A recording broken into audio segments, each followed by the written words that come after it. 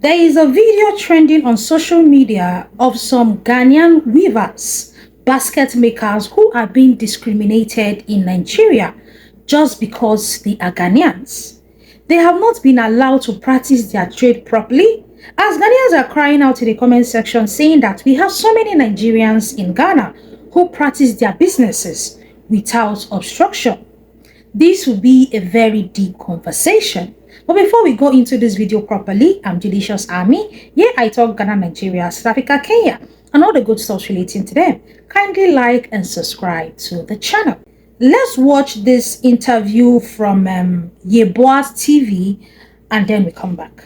First time I was here to locate the Ghanaian cane weaving community, a Nigerian told me point blank that these Ghanaians would steal my money. I was curious and I wondered why these two nationalities who share the same profession would have such level of animosity between them. And I'm here to find out why. If you're familiar with Maryland in Lagos, it is difficult to miss this beautiful display of handmade cane crafts.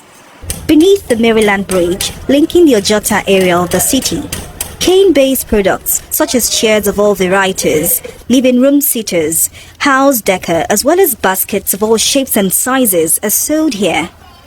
But behind this lush display of artistic brilliance lies a culture of discrimination against the migrant population of Ghanaian cane artisans, one which has been in practice for decades now.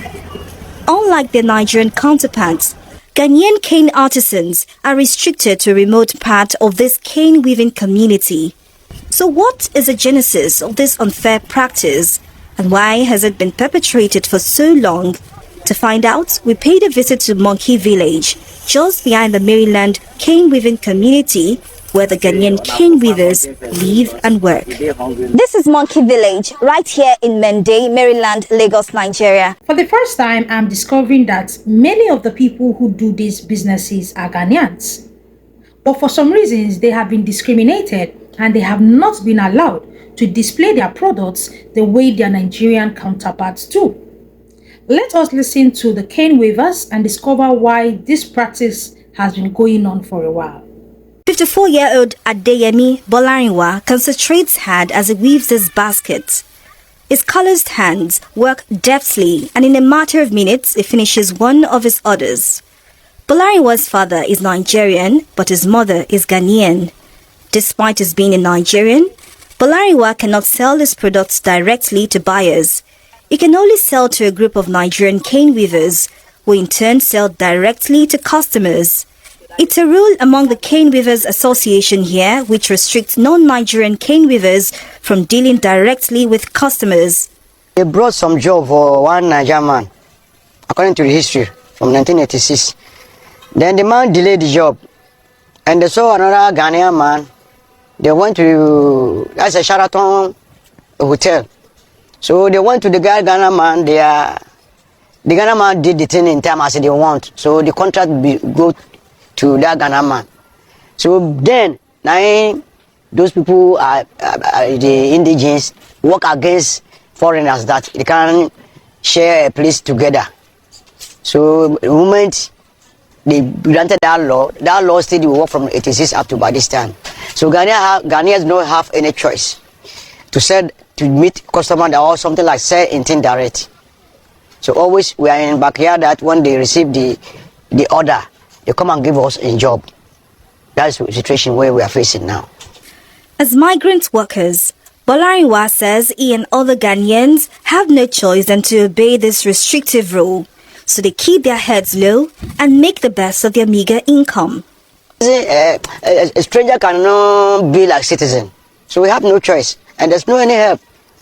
Because if someone came that we want to give you advance, they used to tell the person that, this is my foreigner, will you take your money around or something like that. So we have no choice. We are there in panic. And we just manage it because that's a handicraft. That's a hand job. That's my professional, actually. It's my professional. So anyhow, bear it. I'll manage it. We asked Bolarinwa if the Ghanaian cane weaving community in Maryland had made any attempt to report to relevant authorities. He says no one has come to help despite many complaints. used to let people from Ghana embassy to come and interview us at times, but there's no help. There's no help. We try a lot. We join their group, Nagacon and this and that, but at times, the way the thing they go, we see that there's no help. So the work will be like a struggle, with a struggle up for our needs. Anyhow, do we manage it and bear it. And you all listened to what the cane weavers had to say, that they have been discriminated and they have not been allowed to display their products beyond this particular designated position. Meanwhile, we have so many Nigerians in Ghana who display their products the same way Ghanaians do, and also do their businesses, make maximum profit, just the same way Ghanaians do. You all know over here, I do facts over sentiment. First of all, I want to say that Nigeria has diverse issues. I always say here, for those who care to listen, Nigerian issues is not just the government, bad government. I've said it here before. Nigeria is faced with serious tribal issues, number one, and also number two, serious religious issues. And these major factors have been the reason why the country has been set back the way it has been. There are some group of people, or will I say particular tribe in Nigeria, that are known for this act. They do not like competition.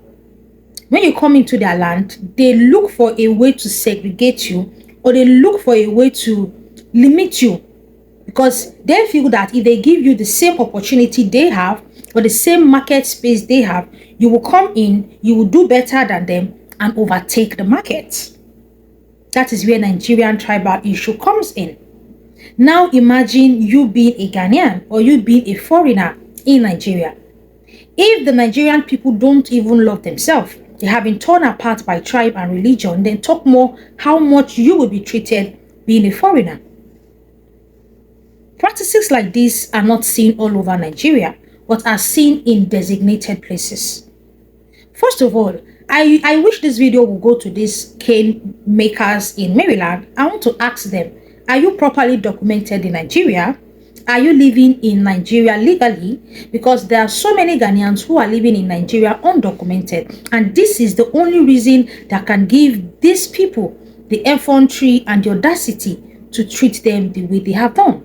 Because if you live in Nigeria documented, you pay your tax, every other document you need as a foreigner in Nigeria, you have them, then these people have no right to treat you the way they have done. Number two, I also want to ask, the commissioner, or let's say the ambassador of Ghana to Nigeria, has this matter been reported to him or her? What has been done? Because this is a serious issue that should not be swept under the carpet.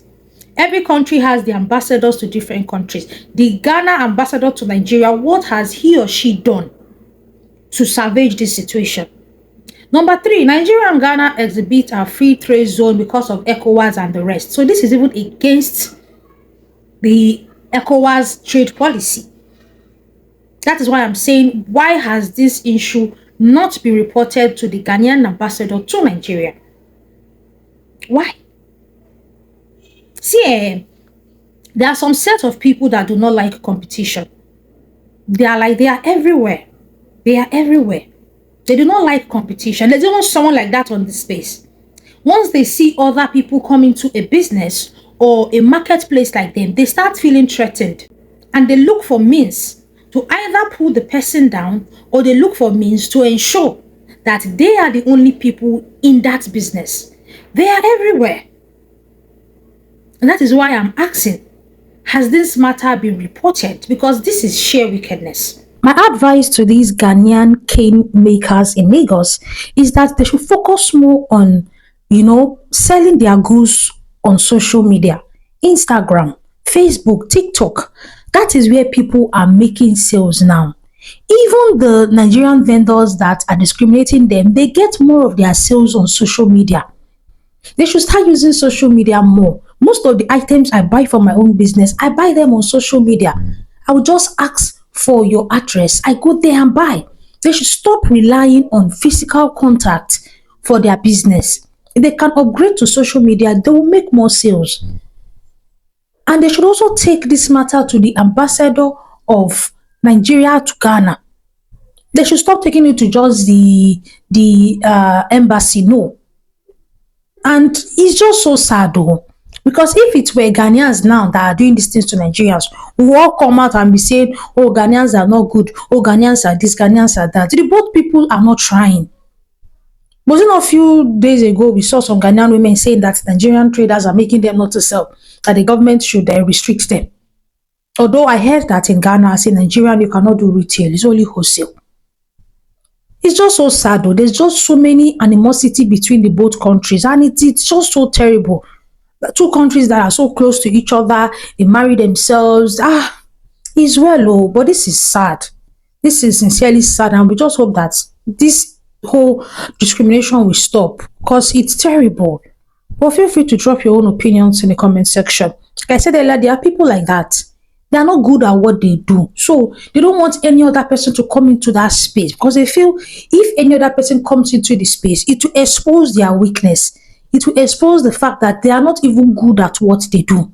So when anybody tries to come into the same business with them, they try to discredit those people.